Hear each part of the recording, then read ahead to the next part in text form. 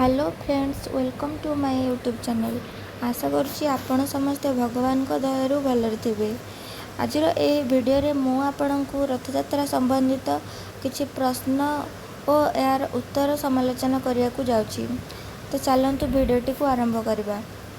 तो प्रथम आमर ओडिशार मुख्य यात्रा भाव केउं यात्रा सर्वप्रसिद्ध? यार उत्तर होउची रथयात्रा बा श्रीगुंडीचा यात्रा।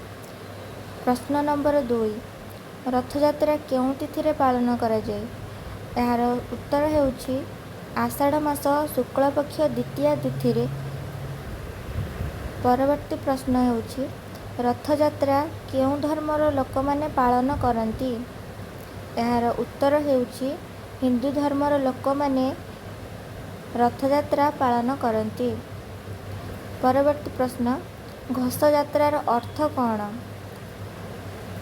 यार घोष यात्रार अर्थ होउची विश्वर मंगल घोषणा करुथिबारु बा नंदीघोष रथरे बसी यात्रा करुथिबारु यार अर्थ होउची घोष यात्रा।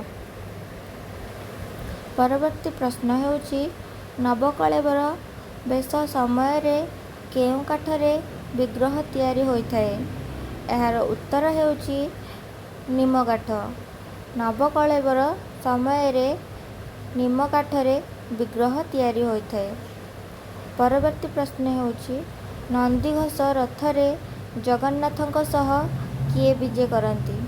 यार उत्तर होउची मदन मोहन।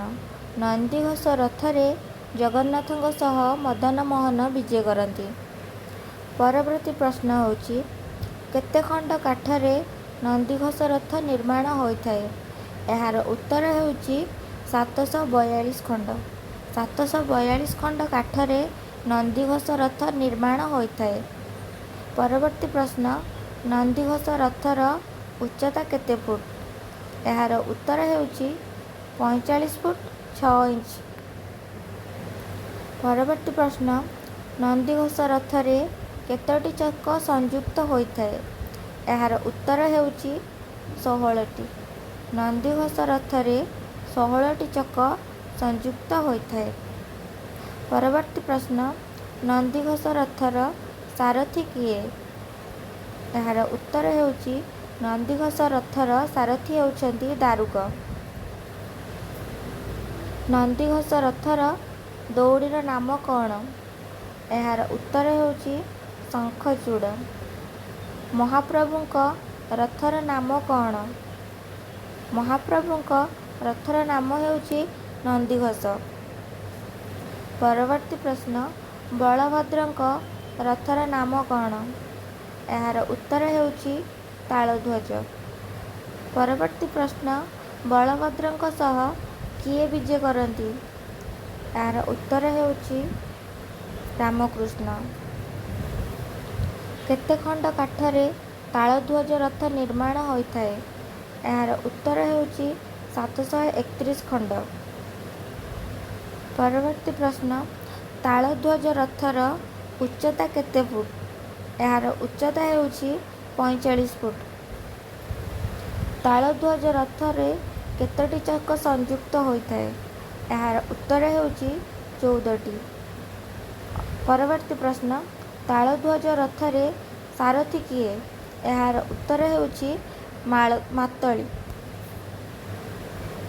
परवर्ती प्रश्न तालध्वज रथर दौड़ीर नाम कौन? यार उत्तर होउची बासुकी। परवर्ती प्रश्न देवी सुभद्रांक रथर नाम कौन? यार उत्तर होउची देवदलन। देवी सुभद्रांक सह किए विजे करती?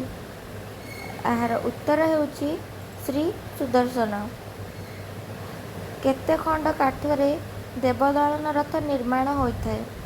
यार उत्तर होउची 711 खंड काठरे। परवर्ती प्रश्न देवदलन रथर उच्चता केते फुट? यार उच्चता होउची 44 फुट 6 इंच। देवदलन रथरे केतोटी चक संयुक्त होइथाए? यार उत्तर होउची 12टी। देवदलन रथर सारथी किए? देवदलन रथर सारथी होउछंती अर्जुन। ଦେବଦଳନ ରଥର ଦଉଡ଼ିର ନାମ କ'ଣ? ଏହାର ଉତ୍ତର ହେଉଛି ସ୍ୱର୍ଣ୍ଣଚୂଡ଼ା। ପରବର୍ତ୍ତୀ ପ୍ରଶ୍ନ, ଦେବଦଳନ ରଥକୁ କେଉଁ ରଙ୍ଗର କପଡ଼ା ଦ୍ୱାରା ଆବରଣ କରାଯାଇଥାଏ? ଏହାର ଉତ୍ତର ହେଉଛି ନାଲି ଓ କଳା ରଙ୍ଗର କପଡ଼ାରେ। ତାଳଧ୍ୱଜ ରଥକୁ କେଉଁ ରଙ୍ଗର କପଡ଼ା ଦ୍ୱାରା ଆବରଣ କରାଯାଇଥାଏ? ଉତ୍ତର ହେଉଛି ନାଲି ଓ ସବୁଜ ରଙ୍ଗର କପଡ଼ାରେ। ନନ୍ଦିଘୋଷ ରଥକୁ କେଉଁ ରଙ୍ଗର କପଡ଼ା ଦ୍ୱାରା ଆବରଣ କରାଯାଇଥାଏ? ଏହାର ଉତ୍ତର ହେଉଛି ନାଲି ଓ ହଳଦିଆ କପଡ଼ାରେ। ଦେବଦଳନ ରଥର ଧ୍ୱଜୂପ ମୂର୍ତ୍ତି କ'ଣ? ଏହାର ଉତ୍ତର ହେଉଛି ଜୟଦୁର୍ଗା। ତାଳଧ୍ୱଜ ରଥର ଧ୍ୱଜପ ମୂର୍ତ୍ତି କ'ଣ? ଏହାର ଉତ୍ତର ହେଉଛି ଲକ୍ଷ୍ମୀ ନୃସିଂହ। ନନ୍ଦିଘୋଷ ରଥର ଧ୍ୱଜପ ମୂର୍ତ୍ତି କ'ଣ? ଏହାର ଉତ୍ତର ହେଉଛି ହନୁମାନ। ନନ୍ଦିଘୋଷ ରଥର ଘୋଡ଼ାର ରଙ୍ଗ କ'ଣ? ଏହାର ଉତ୍ତର ହେଉଛି ଧଳା ରଙ୍ଗର 4ଟି ଘୋଡ଼ା। ତାଳଧ୍ୱଜ ରଥର ଘୋଡ଼ାର ରଙ୍ଗ କ'ଣ? ଏହି ଘୋଡ଼ାର ରଙ୍ଗ କଳା ଏବଂ ଏହା ମଧ୍ୟ 4ଟି।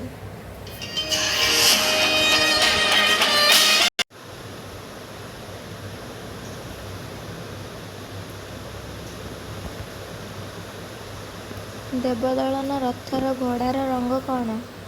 ଏହାର ଉତ୍ତର ହେଉଛି ନାଲି ରଙ୍ଗର 4ଟି ଘୋଡ଼ା। ଆଶା କରୁଛି ଭିଡ଼ିଓଟି ଆପଣଙ୍କ ସମସ୍ତଙ୍କୁ ଭଲ ଲାଗିବ।